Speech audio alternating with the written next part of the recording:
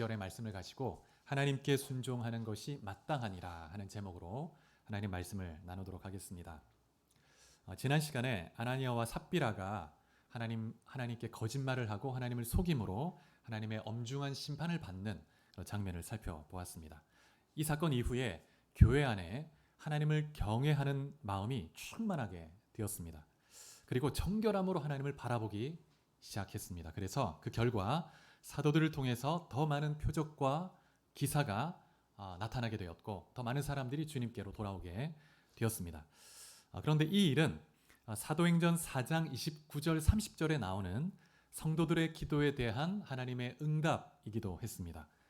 사도행전 4장 29절 30절에 보면 교회가 이렇게 기도했는데요. 주여 이제도 그들의 위협함을 굽어보시옵고 종들로 하여금 담대히 하나님의 말씀을 전하게 하여 주시오며 손을 내밀어 병을 낫게 하시옵고 표적과 기사가 거룩한 종 예수의 이름으로 이루어지게 하옵소서. 이렇게 온 교회가 한 마음으로 이렇게 간절히 기도했을 때 그 모든 것이 진동했고 성령 충만을 입었다고 말했습니다. 그때 드렸던 그 기도가 응답이 되어서 계속적인 기적과 표적을 통해서 주의 이름이 증거되게 하신 것입니다. 여러분, 성도 한 사람 한 사람이 드리는 그 믿음의 기도 하나님이 들으십니다. 그리고 역사하시죠. 그런데 교회가 한 마음으로 합심해서 기도할 때는 더 강력한 역사가 나타나는 줄 믿으시기 바랍니다. 여러분의 삶 속에 정말 믿음의 기도, 우리 주님 사랑교회 기도를 통해서 하나님의 보좌가 흔들리고 이 땅의 주의 통치가 드러나는 놀라운 역사가 있기를 간절히 소원합니다. 5장 12절부터 16절에 나오는 말씀은 아나니아와 삽비라 사건 이후에 교회 사역을 요약적으로 기록해 주고 있습니다. 그 내용을 보면 많은 표적과 기사가 나타났고 믿는 사람들이 한 마음이 되어서 성전에 모이기를 힘썼다고 말씀하고 있습니다. 그리고 13절에 보면 교회가 백성들에게 칭송을 받았다 이렇게 말하고 있습니다. 그래서 남녀의 큰 무리가 주님께 돌아오게 된 것이죠. 심지어 15절에 보면 사람들이 병든 사람을 침상째 메고 거리에 나와서 베드로가 지날 때 그 그림자에라도 덮이기를 바라면서 거리에 나와 있었다고 말씀합니다. 특별히 이 말씀에서 그림자에 덮이다고 할 때 이 덮다라는 단어는 누가복음에서 2번 사용이 되고 있는데 한 번은 언제 쓰이냐면 하나님의 능력이 마리아를 덮어서 마리아가 그 처녀인 마리아가 예수님을 잉태할 때 그때 이 단어가 쓰였고 또 한 번은 변화산에서 하나님께서 구름 가운데 임재해서 제자들을 덮을 때 그때 이 단어가 사용되었습니다. 그래서 이 덮다는 이 단어는 2번 다 하나님의 임재와 능력이 덮는 그런 상황에서 쓰여지고 있습니다. 그래서 이 예루살렘 초대교회는 하나님의 임재와 능력이 덮고 있는 그런 하나님 임재와 능력이 가득한 그런 생명의 공동체였습니다. 그래서 우리 주님 사랑 교회도 우리가 한 마음이 되어서 기도하고 하나님을 경외함으로 하나 될 때 하나님의 임재와 능력이 우리를 감싸고 덮고 우리를 인도하고 이 땅에 주의 뜻을 이루어갈 줄 믿습니다. 사도행전 2장에 보면 오순절에 베드로가 설교를 했는데 그때 3,000명이 회개하고 돌아왔죠. 그리고 3장에 보면 베드로가 나면서부터 걷지 못했던 사람을 고친 이후에 또 많은 사람들에게 복음을 전하게 되는데 그때는 5,000명이 복음을 듣고 회개하고 돌아왔습니다. 근데 오늘 본문에 보면 5장 14절에 사도들이 행했던 기적과 표적을 보고 주님을 믿게 된 사람이 더 많았습니다. 그래서 오늘 본문에서는 그 숫자를 제시하지 않고 그냥 남녀의 큰 무리였다고 말하고 있습니다. 점점 더 많은 무리가 주님께 돌아오고 있습니다. 그래서 핍박이 있었지만 그러나 하나님의 함께 하심으로 또 사도들을 통한 기적과 표적을 통해서 점점 더 교회가 부흥하고 성장하는 것을 볼 수 있습니다. 그런데 이러한 교회의 부흥과 성장은 항상 원수 마귀에게는 견딜 수 없는 시기와 분노를 갖게 만들죠. 그래서 오늘 본문 17절, 18절에 보면 대제사장과 사두개인들이 마음에 시기가 가득했다고 말합니다. 그래서 사도들을 모두 감옥에 가두었다고 말씀하고 있습니다. 4장에서는 베드로와 요한 이 두 사도만 감옥에 가두었다가 예수의 이름으로 아무것도 하지 마라, 가르치지 마라 이렇게 협박하고 풀어주었습니다. 근데 오늘 본문에 보면 12사도를 모두 다 잡아서 감옥에 가둔 거죠. 그래서 더 강한 조치로 위협과 협박으로 교회를 이렇게 압박하고 있는 것을 볼 수가 있습니다. 그런데 이 세상이 아무리 교회를 압박하고 원수 마귀가 아무리 교회를 무너뜨리려고 해도 하나님의 나라, 그 나라의 확장과 주의 통치는 막을 수가 없죠. 이 당시 권력자들이 더 강한 조치를 취하자 하나님께서도 더 강한 역사로, 또 놀라운 역사로 복음이 증거되게 하시는 것을 볼 수가 있습니다. 오늘 보면 19절 20절에 보면 하나님께서 주의 사자 천사를 보내서 밤에 감옥 문을 열어주셨다고 말씀하고 있습니다. 근데 23절에 보면 감옥 문이 열리고 12명이나 되는 사도들이, 제자들이 감옥을 나가는데도 간수들은 전혀 모르는 상태였습니다. 하나님의 천사가 사도들을 이끌어 나갈 때 간수들의 눈을 가려운 거예요. 자고 있었는지 눈을 가려운 것인지 간수들이 아무도 몰랐습니다. 신비한 일이 나타난 것입니다. 그래서 말씀에 보면 천사가 사도들을 끌어내었다고 말하고 있습니다. 밤에 갑자기 감옥문을 열고 천사가 사도들을 끌어낸 거예요. 그래서 그때는 아직 새벽이었는데 뭐라고 하냐면 성전에 서서 이 생명의 말씀을 백성에게 말하라 이렇게 말합니다. 보통 때 이스라엘 백성들은 하루 3번 오전 9시, 낮 12시, 오후 3시 이렇게 기도의 시간대 성전에 가서 기도합니다. 이 새벽에는 성전을 찾았던 사람이 그렇게 많지는 않았을 겁니다. 주로 제사장들이 있었을 것이고 레위인들이 있었을 겁니다. 그런데 천사가 그 새벽에 사도들을 끌어내서 복음을 전하라고 하는 것입니다. 이것을 보면 하루라도 멈출 수 없는 복음 전파의 긴박성을 깨닫게 해줍니다. 그 새벽에도 복음을 듣고 돌아와야 할 자가 있었던 거예요. 그 성전에. 여러분의 삶 속에 복음 전파의 긴박성을 느끼면서 살아가고 있습니까? 우리 주위에 있는 영혼들이 언제 죽을지 알 수 없죠. 사람의 생명의 그 주권이 주님께 있습니다. 언제 어떻게 이 세상을 떠날지 알 수 없죠. 그래서 우리는 복음이 필요한 영혼들에게 복음을 전파하는 일을 미루지 않고 긴박성을 가지고 한 영혼 때를 얻든지 못 얻든지 복음을 선포할 필요가 있습니다. 복음의 도구로 날마다 살아가는 여러분들이 있기를 축복합니다. 천사의 도움으로 감옥에서 풀려난 베드로와 사도들은 새벽에 성전에 들어가서 생명의 복음을 선포하기 시작했습니다. 25절에 보면 이 소식이 공회원들에게 뒤늦게 알려지죠. 이 일을 전혀 모르고 있었습니다. 뒤늦게 사도들을 신문에 보자하고 사람을 보냈더니 없는 거예요. 그래서 이제 성전에 가서 이제 사도들을 데리고 와서 공회에 서게 했습니다. 28절에 보면 대제사장이 먼저 사도들에게 이렇게 말합니다. 우리가 이 이름으로 사람을 가르치지 말라고 엄금하였으되 너희가 너희 가르침을 예루살렘에 가득하게 하니 이 사람의 피를 우리에게로 돌리고자 함이로다. 이 가르침이 예루살렘에 가득하게 했다고 말합니다. 여러분, 우리가 이 복음을 이 진주에 가득하게 전파해야 합니다. 이 진주와 서부 경남에 가득하도록, 한 사람도 듣지 못한 자가 없도록 정말 인격적으로 복음을 듣고 주님을 영접할 기회를 다 가질 수 있도록 해주어야 되죠. 이 제사장이 2가지 문제를 제기했는데, 첫 번째는 지난번 공회 때 했던 그 조치에 응하지 않았다는 거예요. 순종하지 않았다는 것입니다. 예수의 이름으로 아무것도 가르치지 말라고 했는데 왜 가르쳤느냐, 이걸 이제 문제 삼는 것이고, 2번째는 예수님의 죽음에 대한 그 책임, 이 정치적 책임을 자신들에게 이제 부과하니까 그것이 부담됐던 것입니다. 그래서 그것에 대해서 문제를 제기했습니다. 그래서 이 말에 대해서 베드로와 사도들이 증언하는 내용이 29절부터 32절에 나오는데요. 먼저 사도들이 공회에서 이전에 처음 이제 협박받았을 때처럼 전혀 주눅들지 않고 담대하게 뭐라고 하냐면 사람보다 하나님께 순종하는 것이 마땅하다, 이렇게 말하고 있습니다. 사도들은 지금 수동적으로 자신이 어떻게 변론해야 풀려날 수 있을까 이렇게 방어하는 것이 아니고 굉장히 능동적으로 하나님의 말씀을 증언하고 있습니다. 그래서 우리는 언제든지 하나님의 복음, 이 생명의 복음을 가진 자로서 위축될 필요 없이 증언자로서 주의 복음을 외칠 필요가 있죠.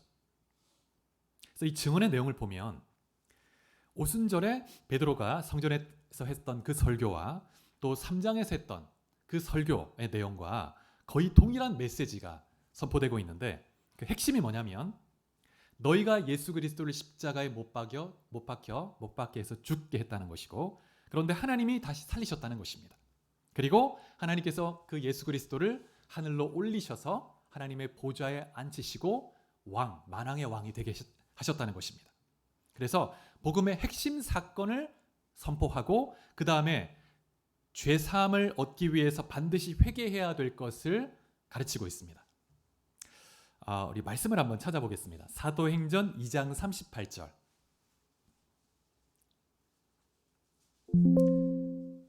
베드로를 중심으로 사도들이 외쳤던 복음의 핵심 내용인데 같이 읽어보겠습니다. 시작. 베드로가 이르되 너희가 회개하여 각각 예수 그리스도의 이름으로 세례를 받고 죄 사함을 받으라. 그리하면 성령의 선물을 받으리니. 그 다음에 한 구절 더 보겠습니다. 사도행전 3장 19절. 3장 19절. 자, 같이 읽겠습니다. 시작. 그러므로 너희가 회개하고 돌이켜 너희 죄 없이 함을 받으라. 이같이 하면 새롭게 되는 날이 주 앞으로부터 이를 것이요. 이전에 했던 두 번의 설교가 핵심 메시지가 동일합니다. 자, 그러면 오늘 본문에서 5장 31절 말씀 또 한번 읽어보겠습니다. 5장 31절 시작. 이스라엘에게 회개함과 죄 사함을 주시려고 그를 오른손으로 높이사 임금과 구주로 삼으셨느니라. 32절에 보면 사도들이 이 일, 즉 예수의 부활의 복음, 회개의 복음의 증인이라고 말합니다. 그리고 성령도 이 일에 우리와 함께 증언하신다 이렇게 말하고 있습니다. 베드로가 선포했던 이 복음의 메시지, 반복해서 이렇게 선포하는 메시지를 들어보면 그 복음의 메시지 안에 계속적으로 반복되는 메시지가 있고 또 오늘 본문에 나오는 특별한 또 추가된 하나의 메시지가 있습니다. 반복되는 메시지는 뭐냐면 회개입니다. 회개. 반복된다는 것은 항상 중요하기 때문에 반복하죠. 성경의 저자가 이 베드로가 전했던 핵심 메시지를 계속해서 반복해서 또 들려주고 있습니다. 오늘 이 시간 이 회개의 의미를 다시 한번 되새겨 보기를 원합니다. 이전에도 회개의 의미를 여러 번 좀 나눈 적이 있었지만 다시 한번 이 회개의 의미를 되새기고 우리의 삶 속에 진정한 회개로 하나님께 가까이 나아가는 귀한 시간 되기를 원합니다. 여러분, 회개는 하나님과 무관한 삶을 살다가 어느 날 복음을 듣고 내가 지금 인생을 잘못 살고 있구나, 지금 잘못된 방향으로 가고 있구나 하는 걸 깨닫고 하나님께로 방향을 돌이키는 것을 의미합니다. 그 온 마음이 하나님께로 돌이키고 인생의 방향을 돌이키는 것입니다. 다시 말하면 하나님과 적대적인 관계, 하나님의 뜻과 상관없는 길로 나가고 살고 있다가 하나님과 화평의 관계로 돌아서는 것입니다. 관계 회복이죠. 그런데 이런 회개는 구원받을 때 한 번 돌이킴으로 끝나는 것이 아니고 우리의 평생 지속해야 하는 어떤 것입니다. 그래서 우리 안에 잔재하는 이 죄를 계속해서 씻어 나가는 그런 성화의 도구로서 이 회개가 우리에게 주어진 것입니다. 근데 이 회개는 인격적인 작용이죠. 그래서 지정의의 영역에서 일어나는 것인데요. 지적인 영역에서 어떤 일이 일어나냐면 회개는 하나님의 거룩하심과 그 하나님의 거룩함 앞에 섰을 때 내가 얼마나 심각하게 죄인인가를 자각하는 데서부터 시작되는 것입니다. 그래서 내가 얼마나 심각한 죄인인가, 하나님이 얼마나 거룩하신 분인가, 이것을 인식하는 데서부터 회개가 시작되는 것이죠. 그래서 이러한 자각은 내가 지옥의 영원한 형벌에 떨어져 마땅한 자라는 그러한 심각한 위기의식에 이르게 됩니다. 두려움을 갖게 되죠. 이것을 지적으로 받아들이는 것이 회개의 출발입니다. 두 번째는 감정적 요소겠죠. 그래서 정상적인 사람이라면 자신의 영혼이 지옥에 떨어져 마땅한 그런 위기에 직면한 자라는 것을 깨닫게 되면 애통하게 됩니다. 그 자신의 비참한 상황에 대해서 하나님 앞에서 내가 주장할 수 있는 의가 하나도 없고 나는 이 죄, 이 부패함으로 말미암아 지옥의 형벌을 받을 수밖에 없구나. 그리고 이 죄에 대해서 애통하게 되는 거예요. 눈물을 흘리게 됩니다. 사람마다 양상은 다르겠지만 그 죄에 대한, 그 죄의 비참한 그 자신의 상황에 대해서 애통하게 됩니다. 여러분 어린 아기가 세상에 태어날 때 울음을 터뜨리며 이렇게 태어나는 것처럼 우리도 정말 주의 백성으로 거듭날 때, 회심할 때 그 회개의 눈물이 터지게 됩니다. 세 번째 요소는 의지적 요소인데 지적으로 자신의 심각한 죄성을 인식하고 그 죄와 또 심판에 대해서 애통하는 그런 마음이 일어나게 되면 이제 결단하게 되죠. 그 죄로부터 돌이키기를 원하는 마음을 갖게 됩니다. 그래서 죄에서 돌이켜서 하나님께 나아가고자 하는 그런 마음을 갖는 것입니다. 그래서 의지적 결단을 통해서 죄를 끊으려 하고 하나님께 돌이키고자 하는 그런 의지적 영역이 너무 중요합니다. 그래서 이 참된 회개는 이 지정의의 영역에서 함께 인격적으로 일어나야 합니다. 탕자의 비유를 보면 이 회개를 아주 잘 보여주죠. 우리가 잘 아는 것처럼 둘째 아들이 아버지 재산을 미리 받아서 먼 이방 땅에 갔습니다. 근데 허랑방탕하게 살다가 재산을 거의 다 탕진해버렸는데 근데 그때 설상가상으로 흉년이 닥쳐서 아무것도 이제 갖지 못하게 됐습니다. 그래서 거지가 됐습니다. 완전히 파산을 해버린 거예요. 아무것도 없습니다. 그래서 먹는 것조차 끼니를 때우는 것도 힘든 상황이 되었죠. 이때 정말 그 비참한 그 상황 속에서 탕자가 아버지 집을 생각하는 거예요. 아버지 집을 그리워합니다. 그리고 자신의 행동이 얼마나 아버지를 아프게 했는지 그제서야 애통하기 시작하는 거예요. 내가 왜 그랬을까? 아버지 마음이 얼마나 아팠을까? 내가 왜 이렇게 어리석었나? 애통하면서 근데 그렇게 애통하며 후회하며 눈물을 흘리며 그렇게 머물러 있었던 것이 아니고 결단을 하죠. 돌아가기로 결정합니다. 의지적 결정으로 돌아갔습니다. 근데 처음에는 이렇게 너무 죄송하니까 돌아갈 엄두가 나지 않았지만 결단하고 돌아갔을 때 아버지가 놀랍게도 너무나 자비롭게 안아주고 그 신분을 영화롭게 회복해 주는 것을 볼 수가 있습니다. 여러분 이것이 회개이죠. 회개. 탕자의 내면의 지정의의 영역에 변화가 일어난 것입니다. 특별히 이 회개의 동기를 우리가 생각해 볼 필요가 있는데 17세기, 18세기 이 청교도들이 회개를 어떻게 생각했냐면 내면의 동기에 따라서 두 가지로 구분했습니다. 율법적 회개가 있고 복음적 회개가 있다는 것입니다. 율법적 회개는 뭐냐면 자신의 죄에 대한 하나님의 진노와 형벌이 두려워서 심판이 두려워서 일시적으로 갖게 되는 후회나 가책을 말하는 것입니다. 그래서 회개를 하는 것 같지만 일시적입니다. 그 두려움 때문에. 근데 이런 회개는 형벌을 두려워하는 그런 마음에서 형벌을 피하기 원하는 그런 일시적 마음이기 때문에 진정한 믿음과 구원으로 나갈 수 없다고 보았습니다. 진정한 회개는 복음적 회개인데 그리스도를 통해서 나타난 하나님의 사랑의 감동에서 일어나는 회개. 하나님이 나를 얼마나 사랑하시는가. 이 독생자 아들을 십자가에 죽기까지 나를 사랑하시고 나의 죄를 대신하게 하셨구나. 이걸 깨닫고 그 사랑의 감동에서 죄를 회개하고 하나님께로 나아가는 이 회개가 참된 회개로 또 구원으로 이른다고 이렇게 본 것이죠. 그래서 참된 회개는 하나님과의 관계를 회복하도록 이끌어줍니다. 율법적 회개는 참된 자유를 주지 못하고 하나님과의 관계 회복으로 나갈 수 없습니다. 그런데 참된 회개는 복음적 회개는 정말 하나님과의 그 친밀한 사귐을 회복해 주는 것이죠.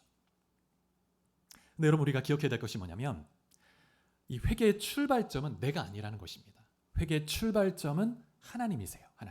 하나님께로부터 시작되는 것입니다.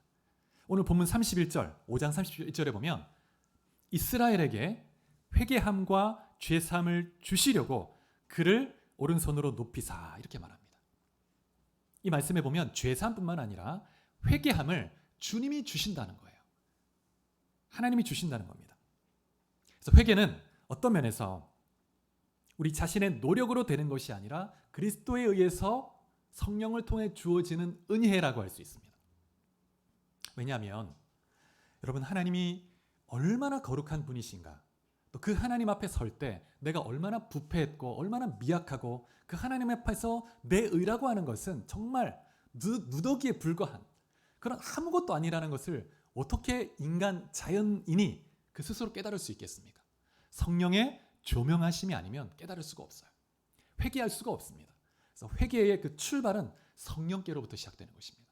영의 눈을 여시고 하나님을 보게 하고 내가 얼마나 부패한 죄인인가를 깨닫게 하시는 데로부터 시작이 되는 것입니다. 그런 면에서 여러분 구원에 있어서 정말 이 하나님의 주권적인 그 역사하심을 우리가 볼 수가 있습니다. 구원은 삼위 하나님의 주권적인 협력 사역이라는 것을 믿으시기 바랍니다. 성부 하나님이 구원을 계획하셨고 성자 예수님이 구원을 성취하셨고 그 구원은 성취된 구원을 성령께서 우리 각자에게 적용되게 이루어지게 하시는 것입니다. 그래서 구원은 전적인 하나님의 주권적 역사이죠. 오늘 본문이 이것을 강조하고 있습니다. 두 번째, 베드로의 설교에서 오늘 특별한 한 가지 포인트는 뭐냐면 성령은 순종하는 자들에게 주시는 선물이라는 것입니다. 순종하는 자, 하나님의 뜻에 순종하려고 하는 자에게 하나님께서 성령을 부어주셔서 그 뜻이 이루어지게 하고 하나님 나라가 확장되게 하시는 것입니다. 오늘 본문에 보면 29절부터 32절까지 베드로의 설교가 나오는데 하나님께 대한 순종으로 시작해서 순종으로 마칩니다. 순종이 강조되고 있습니다. 여러분, 내적 자아가 철저히 파쇄되고 정말 깨어진 마음으로 하나님 말씀에 순종할 때 여러분 성령 충만을 입게 됩니다. 성령이 부어주는 거예요. 늘 말씀에 기울이고 묵상하며 그 말씀에 반응하며 회개하며 결단하고 순종하며 나갈 때 여러분 가운데 성령의 충만함이 일어납니다. 여러분 정말 성령 충만함으로 승리하며 살기 원한다면 하나님 말씀 붙들고 작은 것부터 순종해 보십시오. 성령께서 여러분의 삶 속에 정말 충만하게 차오르는 역사를 경험할 수 있는 줄 믿습니다. 여러분, 그런데 순종은 내 생각, 내 계획과 달라도 순종하는 거죠. 예수님께서 겟세마네 동산에서 기도하실 때 아버지여 할만하시거든 이 잔을 내게서 옮겨 달라고 그 인간적인 그 간절한 그 어떤 그 욕구를 표현하죠. 그럼에도 불구하고 내 뜻대로 마옵시고 아버지 뜻대로 하옵소서 이렇게 말씀했습니다.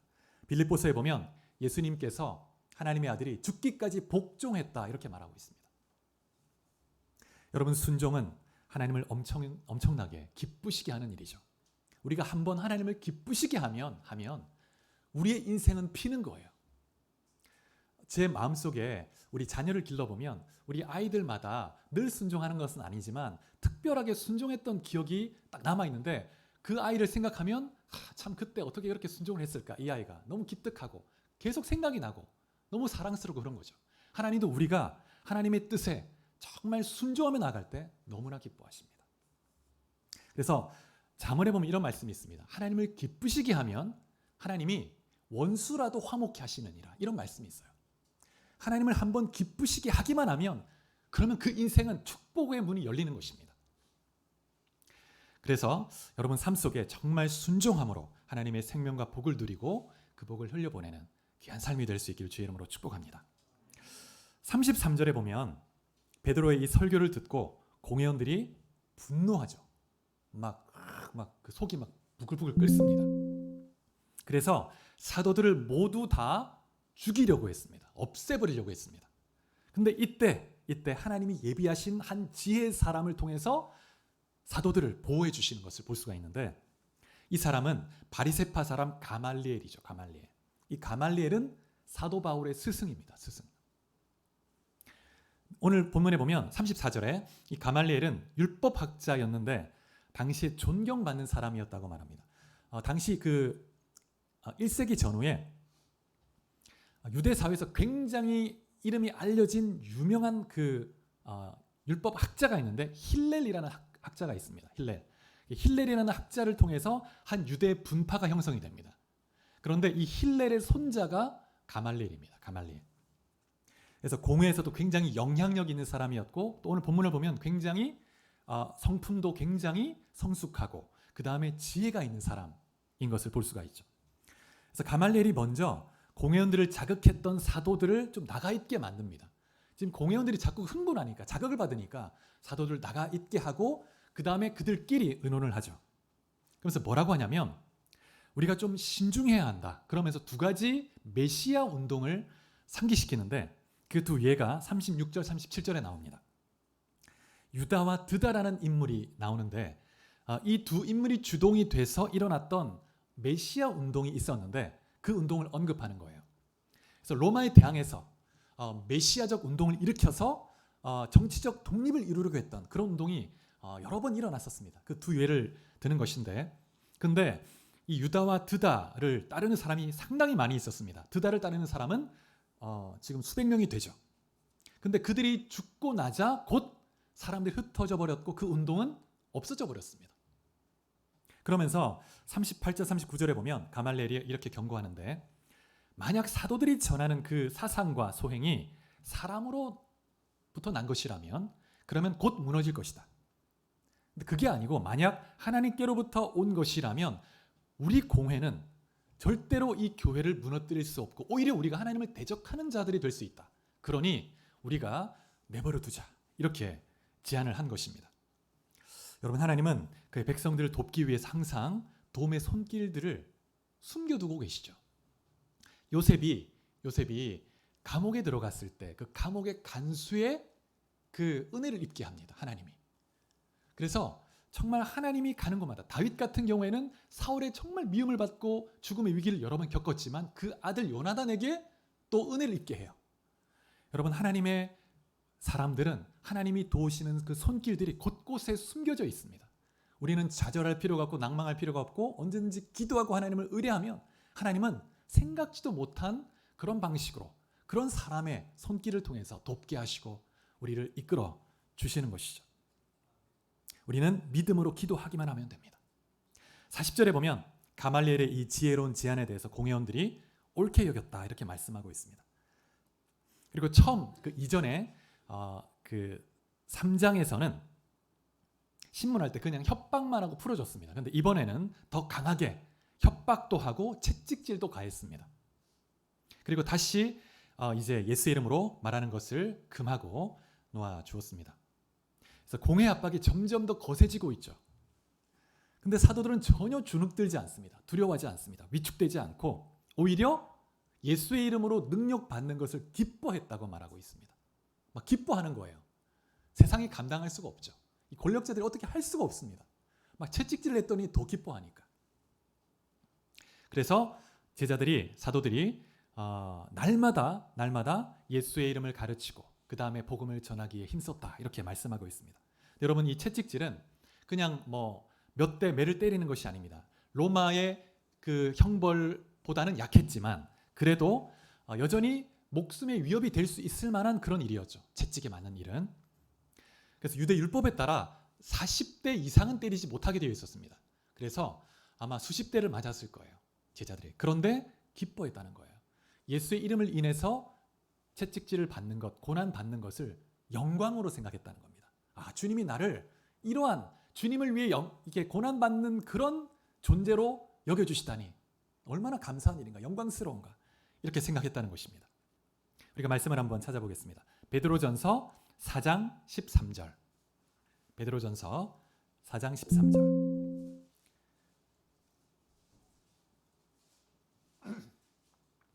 같이 읽어보겠습니다. 시작. 오히려 너희가 그리스도의 고난에 참여하는 것으로 즐거워하라. 이는 그의 영광을 나타내실 때에 너희로 즐거워하고 기뻐하게 하려 함이라. 그리스도의 고난에 참여하는 것으로 즐거워하라 이렇게 말하고 있습니다.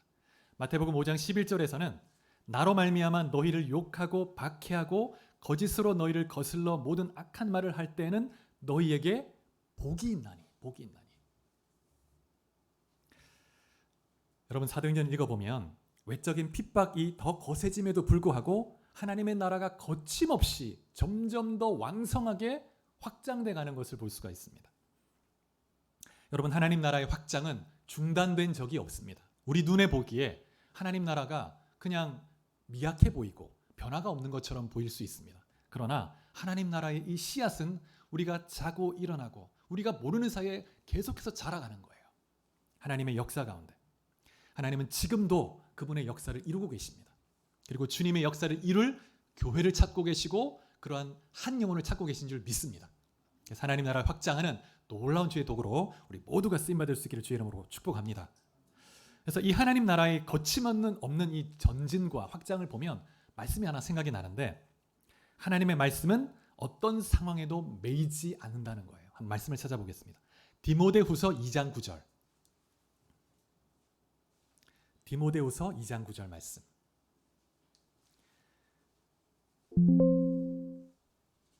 같이 같이 읽어보겠습니다. 시작. 복음을 인하여 내가 죄인과 같이 매이는 데까지 고난을 받았으나 하나님의 말씀은 매이지 아니하니라. 사도 바울이 로마의 2차 감옥에 2차로 투옥되었을 때 이제 마지막 임종을 앞둔 때입니다. 순교하기 직전인데 그때 기록한 서신. 그는 이제 죽음의 위기에 처해 있고 그는 감옥에 갇혀 있지만 그러나 내가 가진 이 복음은 하나님 말씀은 살아있고 절대 매이지 않는다. 매이지 않는다. 어떤 세력도 어떤 제한도 하나님의 말씀을 막을 수 없다. 하나님 나라를 막을 수 없다. 이렇게 말하고 있습니다. 여러분, 넓게는 이 세상 가운데 우리 눈에 선명히 보이지 않는 것 같아도 하나님께서 일하고 계십니다. 역사하세요. 여러분, 그 룻기를 보면 룻기는 사사시대를 배경으로 합니다. 정말 암울한 시대였죠. 어두운 시대. 그런데 그 어두운 시대 그 한쪽 그 작은 마을 베들레헴이라는 그 마을 한 구석에서 일어나는 일을 기록하고 있는 것입니다. 하나님께서 이스라엘 나라에 행할 놀라운 부흥의 시대를 준비하기 위해서 일을 준비하고 계신 거예요. 사사시대, 그 암울한 시대. 하나님이 가만히 계신 것이 아닙니다. 여러분의 삶 속에도 하나님이 왜 나의 인생에 가만히 계시나? 아무런 손을 쓰시지 않는가 생각할 수 있지만 주님은 일하고 계십니다. 낙심하지 않고 기도하고 주님을 의뢰하면 하나님은 놀랍게 역사하시는 분이십니다. 우리 말씀을 한 구절 더 찾아보겠습니다. 이사야 46장 9절 10절. 이사야 46장 9절 10절.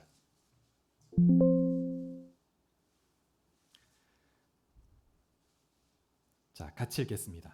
시작. 너희는 옛적 일을 기억하라. 나는 하나님이라. 나 외에 다른 이가 없느니라. 나는 하나님이라. 나 같은 이가 없느니라. 내가 시초부터 종말을 알리며 아직 이루지 아니한 일을 옛적부터 보이고 이르기를 나의 뜻이 설 것이니 내가 나의 모든 기뻐하는 것을 이루리라 하였노라. 아멘. 하나님이 시작이 되시고 끝이 되신다고 말씀합니다. 시작과 끝을 주장한다는 말은 그 사이에 일어나는 모든 일들도 하나님의 뜻대로 움직일 수 있다는 걸 의미하는 것입니다. 하나님께서 기뻐하는 것을 이루겠다 이렇게 말씀하십니다. 하나님이 만물을 지으시고 섭리 가운데 다스리시는데 그 하나님의 뜻을 막을 수 있는 것은 아무것도 없습니다. 이 세상에 그 어떤 권력도 어떤 것도 하나님이 행하시고자 하는 그 뜻을 막을 수 있는 것은 없습니다. 그래서 우리는 하나님의 그 주권적 섭리와 그 능력과 지혜를 믿고 기도하고 믿음의 발걸음을 내디디면 하나님이 역사하시는 것입니다. 여러분 한 분 한 분이 정말 믿음으로 하나님을 의뢰하고 주와 동행하는 삶을 살 수 있기를 축복합니다. 말씀을 맺겠습니다. 시를 한 편 여러분에게 소개해드리려고 하는데요. 프랑스 시인 기욤 아폴리네르라는 사람인데 100여 년 전 사람인데 벼랑 끝으로 오라 하는 시가 있습니다. 제가 한번 읽어드리겠습니다. 그가 말했다. 벼랑 끝으로 오라. 그들이 대답했다. 우린 두렵습니다. 그는 다시 말했다. 벼랑 끝으로 오라. 그들이 왔다. 그는 그들을 밀어버렸다. 그리하여 그들은 날았다. 여러분 이해가 되시죠? 조금 시간 드릴까요? 시니까 조금 생각해 봐야 되겠죠. 여러분 새에게 있어서 날개는 하늘을 날라고 주어진 거죠. 근데 새가 날지 않으면 그 날개는 짐밖에 되지 않습니다. 근데 새가 땅에서 뛰는 것이 그냥 이렇게 뛰어다니는 게 익숙하면 나는 것이 두렵고 싫을 수 있죠. 근데 하나님이 새에게 날개를 주신 것은 그런 땅에서 뛰라고 준 것이 아니고 날아가라고 준 거죠. 여러분 성도에게 있어서 벼랑 끝은 어떤 면에서 성도 자신의 정체성을 다시 한번 분명히 인식하고 바람을 타고 비상할 수 있는 기회가 될 수 있습니다. 여러분 예루살렘 공회가 점점 더 지금 이 예루살렘 공회가 이 교회를 점점 더 벼랑 끝으로 몰아가서 떨어뜨리려고 자꾸 합니다. 근데 벼랑 끝에 이렇게 밀어서 떨어뜨려 죽이려고 하지만 근데 이 공회는 그걸 몰랐어요.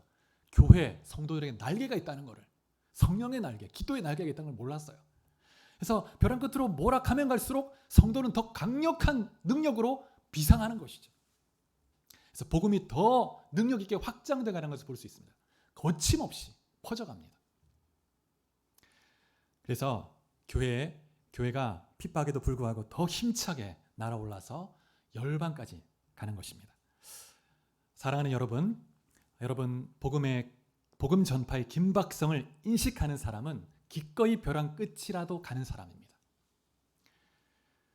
그런데 그 벼랑 끝이 추락의 위험이 있는 곳이 아니고 성령의 바람을 타고 비상할 수 있는 놀라운 축복이 된다는 것을 알죠. 그래서 믿음으로 나아갑니다. 여러분 모두가 날마다 주의 복음을 증거하고 또 하나님 나라 확장하는 귀한 통로로 다 쓰임받을 수 있기를 주의 이름으로 축복합니다. 아멘. 같이 말씀을 생각하며 기도하시겠습니다. 말씀